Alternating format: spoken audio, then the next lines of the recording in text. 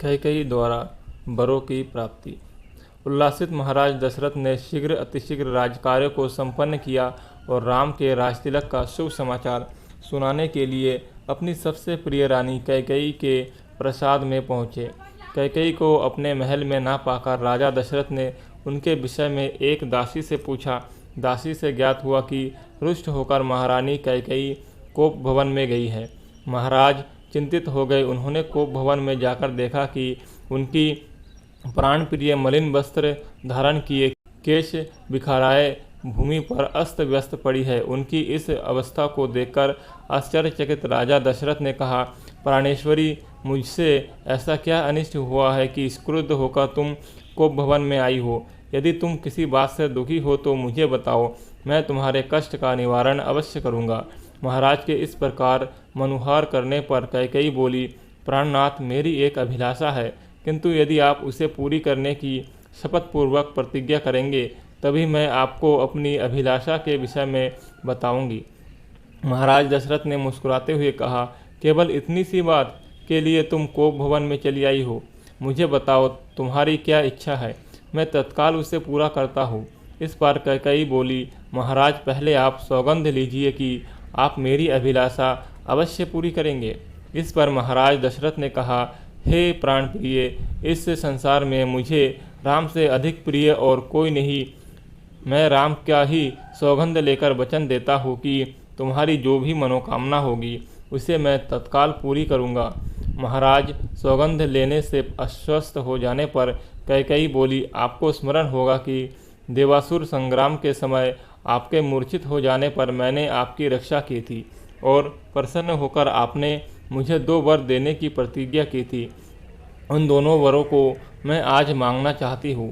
पहला वर तो मुझे यह दे कि आप राम के स्थान पर मेरे पुत्र भरत को राजतिलक करें, और दूसरा वर मैं यह मांगती हूँ कि राम को 14 वर्ष के लिए वन जाने की आज्ञा दे। मेरी इच्छा है कि आज ही राम बक्कल पहनकर वनवासियों की भांति वन के लिए प्रस्थान करें। अब आप अपनी प्रतिज्ञा पूरी करें, क्योंकि आप सूर्यवंशी है और सूर्यवंश में अपनी प्रतिज्ञा का पालन प्राणों की बलि देकर भी किया जाता है। कैकेयी के इन वचनों को सुनकर राजा दशरथ का हृदय चूर चूर हो गया। उनको असहनीय पीड़ा हुई और वे मूर्छित होकर गिर पड़े। कुछ काल बाद जब उनकी मूर्छा भंग हुई तो वे क्रोध और वेदना से कांपते हुए बोले, रे कुल घातिनी, ना जाने तुम मुझसे ऐसा कौन सा अपराध हुआ है जिसका तूने इतना भयंकर प्रतिशोध लिया है। पतिते नीच, राम तो तुझ पर कौशल्य से भी अधिक श्रद्धा रखता है, फिर भी तू उसका जीवन नष्ट करने के लिए कटिबद्ध हो गई है। प्रजा को अत्यंत प्रिय राम को बिना किसी अपराध के मैं भला कैसे निर्वासित कर सकता हूँ?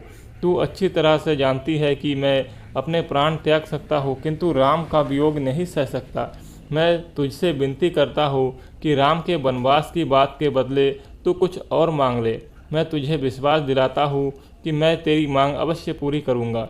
महाराज दशरथ के इन दीन वचनों को सुनकर कैकेयी तनिक भी द्रवित नहीं हुई। वह बोली, राजन, ऐसा कहकर आप अपने वचन से हट रहे हैं, यह आपको शोभा नहीं देता। आप सूर्यवंशी है, अपनी प्रतिज्ञा पूरी कीजिए। प्रतिज्ञा से हटकर स्वयं को और सूर्यवंश को कलंकित मत कीजिए। आपके द्वारा अपना वचन नहीं निभाए जाने पर मैं तत्काल आपके सम्मुख ही विष पीकर अपने प्राण त्याग दूंगी। यदि ऐसा हुआ तो आप प्रतिज्ञा भंग करने के साथ ही साथ स्त्री हत्या के भी दोषी हो जाएंगे। अतः उचित यही है कि आप अपनी प्रतिज्ञा पूरी करें। राजा दशरथ बारंबार मूर्छित होते रहे और मूर्छा समाप्त होने पर कातर भाव से कैकेयी को मनाने का प्रयत्न करते रहे। इस प्रकार पूरी रात बीत गई। अंबर में उषा की लालिमा फैलने लगी, जिसे देखकर कैकेयी ने उग्र रूप धारण कर लिया और कहा, राजन, आप व्यर्थ ही समय व्यतीत कर रहे हैं। उचित यही है कि आप तत्काल राम को वन जाने की आज्ञा दीजिए और भरत के राजतिलक की घोषणा करवाइए। सूर्योदय हो जाने पर गुरु वशिष्ठ मंत्रियों के साथ राजप्रसाद के द्वार पर पहुँचे और महामंत्री सुमंत को महाराज के पास जाकर अपने आगमन की सूचना देने के लिए कहा। कैकेयी एवं दशरथ के संवाद से अनजान सुमंत ने महाराज के पास जाकर कहा, हे राजधिराज, रात्रि का समापन हो गया है और गुरु वशिष्ठ का आगमन भी हो चुका है, अतएव आप शैया त्याग कर गुरु वशिष्ठ के पास चलिए। सुमंत के इन वचनों को सुनकर महाराज दशरथ को पुनः असहनीय वेदना का अनुभव हुआ तथा वे फिर से मूर्छित हो गए।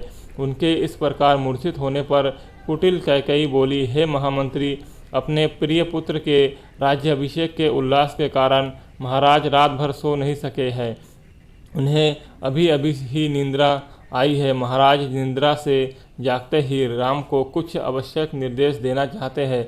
तुम शीघ्र जाकर राम को यही बुला लाओ। कैकेयी के आदेश अनुसार सुमंत रामचंद्र को उनके महल से बुला लाए।